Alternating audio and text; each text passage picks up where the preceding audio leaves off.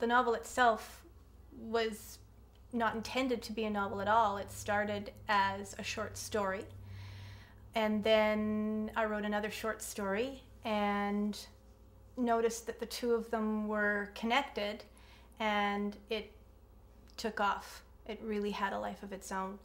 So in the truest sense, in the old cliche, the novel seemed to write itself and seemed to tell me what needed to be done and what I should do with it.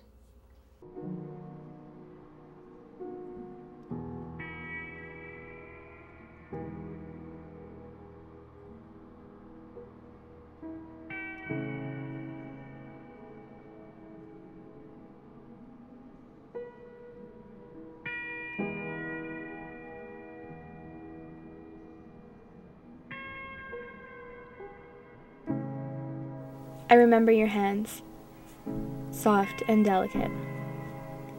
They can only remind me of how they were used to wipe away tears, or to comfort me in a way that only family could.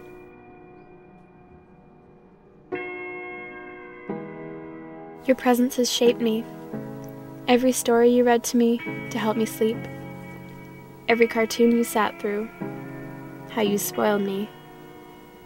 The biggest things revolve around the smallest and the most insignificant.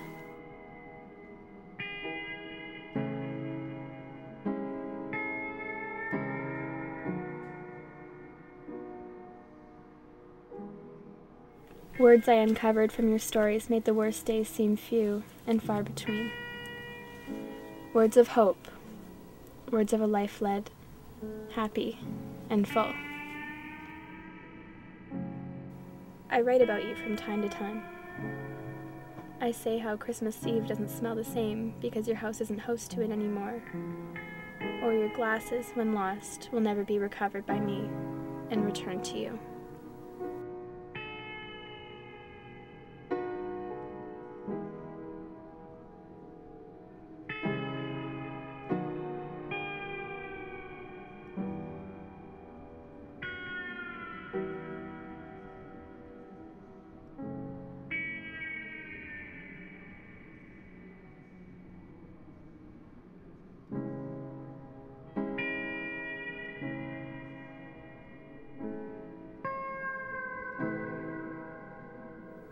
But most of all, I write about how I never got to say goodbye. I think you would be happy to know that I've tried my hand in love.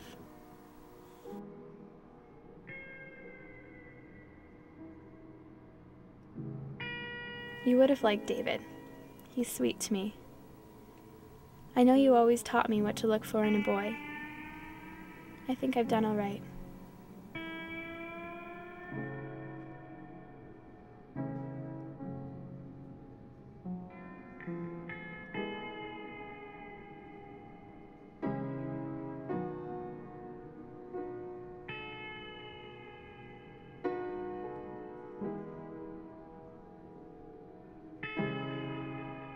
Everything I loved about being a kid went away the day I heard you were gone.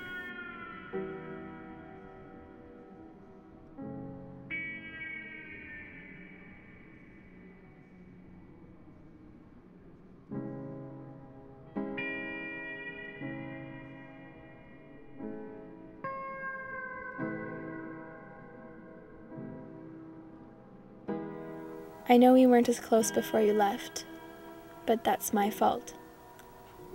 I want to make you proud of me and keep you smiling from time to time. There were portions of recurring fictions that I wrote when my kids were small and my father was dying. And so I was struck by the sense of time passing and how quickly time passes.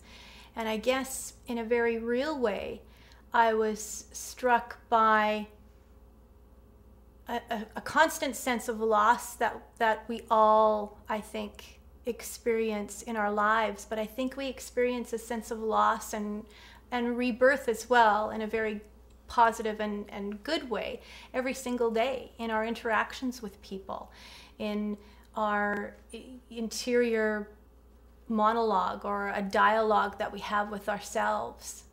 And I mean that in the sense of discovering connections, in the sense of thinking where you're going to be in the next hour, in the next day, in the next week, in the next year, but also thinking, where have I come from?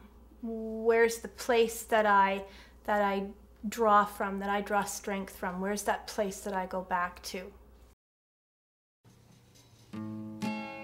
Let us go then, you and I.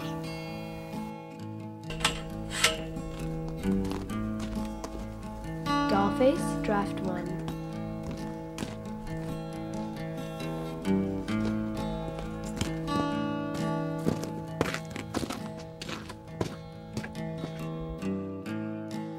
A woman opens the door and enters the house. For only the duration of time that the door is open, there is a faint, faraway sound of a train. The woman is carrying in a large load of frozen white towels, wearing a tweed coat over her dress and sweater. It dissipates as she kicks off her husband's work boots, well worn, with loosened laces and tongues flopping out.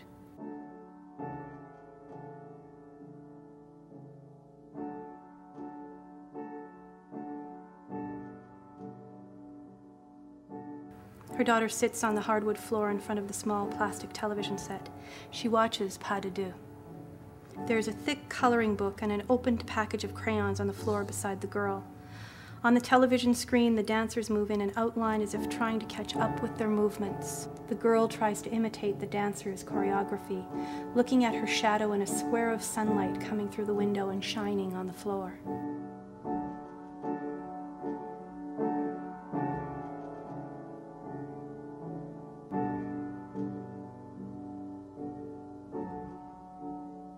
The piano from Pas de Deux plays behind throughout.